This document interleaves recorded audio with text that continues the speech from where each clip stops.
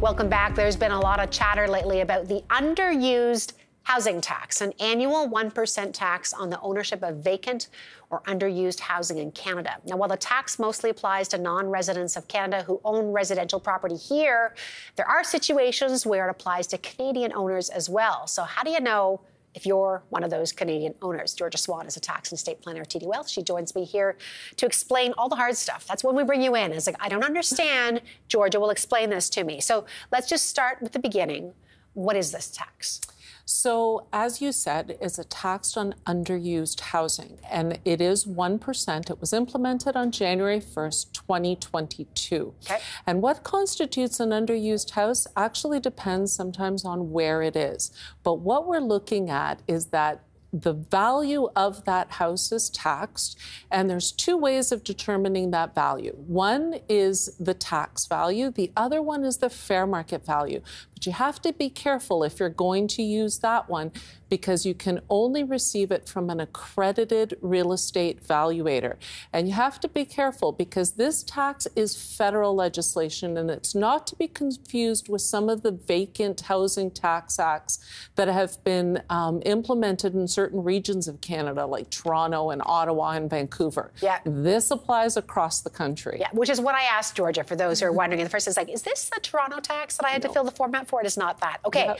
So in terms of determining the value of the tax or what has to be paid, you talked a bit about that. Who is considered an affected owner? Okay, so affected owners start with anybody who is a non-Canadian citizen, so not a Canadian citizen or permanent resident. But people might be surprised that sometimes you might be still a Canadian citizen or permanent resident and still get caught because it depends on how you own the property. Okay. So if you are a trustee of a trust that owns residential property, if a Canadian corporation owns residential property, if you're a partner in a partnership that owns residential property, even though you're a Canadian citizen or resident, you are an affected owner. So then you have to consider about whether you might have to pay the tax. Certainly, if you're an affected owner, you're going to have to file that tax return. Got it. Okay. And so I think, for people who are listening to, it's like if you directly own something, you're probably fine. Yep. If there's an interesting way that the ownership is different than being a direct owner, you should really take a second look. Yep, exactly. Okay. So let's just do this. If I'm a Canadian citizen and I own a cottage that me and my family mostly use in the summer, am I excluded or am I an affected owner?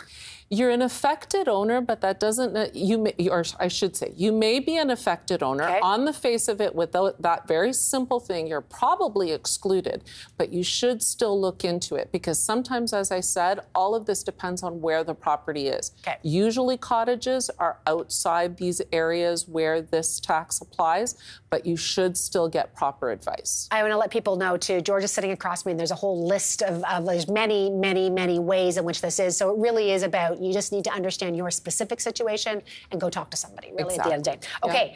Yeah. Earlier this year, I know the CRA came out and they extended the deadline to file the underused housing tax return to October 31st. When you are filing, what are you required to include on that return? And what are some of the penalties if you don't do it? Yeah. So there's a lot of information on that return. And I think that's why we got this extension, because we're getting used to this new thing. So obviously where the property is, so the address, but you also need information like the property identification number, which basically identifies the property according to the land registry office it's in. You need the assessment roll number. You need what type of property it is. Is it a duplex? Is it a single family residence? You need what your ownership is in it is. Are you do own it as joint tenants or tenants in common, and what the percentage of ownership is. So there's a lot of information. There's parts about if you own multiple properties. The bottom line is the penalties for not filing if you're an individual are basically a minimum of $5,000. If you're a corporation, a minimum of $10,000. So basically, it can be significant if you don't do this and you're supposed to. And if you are required to file the actual underused housing return, does that mean you must also pay the tax? And that's not necessarily, I'm assuming. And that's the case. Yeah. I mean, in many circumstances, you have to file a return, but you may not have to file any tax or pay any tax. Right. So that's the important thing, that you still will have to file the return, and therefore, if you don't file it, you might be subject to penalties, but there may not be tax payable if you fall under one of the exclusions where you don't have to actually pay the tax. So remember, the return is a must, but you may not have to pay any tax. Yeah, it's like your tax return, right? Exactly. In the best case scenario, you might be getting money back or something, but you have to file no matter what, and that's the same. I'm assuming you should speak to somebody then if you feel like this applies to you and you need to figure out what to do. Oh, definitely. I mean, I'm even having trouble wrapping my mind around all of this and trying to think through scenarios. So please, get proper advice, talk to your accountant, talk to your tax lawyer, and make sure that if you own residential property, that you are not actually caught by this. All right, Georgia, always a pleasure. Thanks so much. Thank you.